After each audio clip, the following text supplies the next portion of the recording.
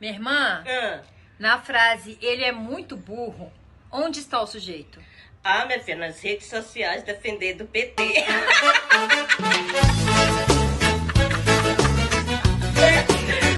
Minha irmã, qual a diferença do PSOL pro PT? Ah, essa é fácil.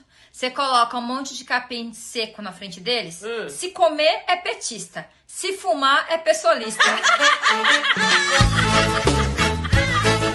Minha irmã, o povo fica falando desse Elon Musk aí, mas pra mim o Lula é muito melhor que ele. É não, minha irmã. Claro que é, só porque ele inventou um foguete que dá ré.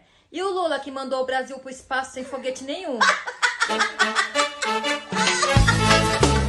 Vai melhor.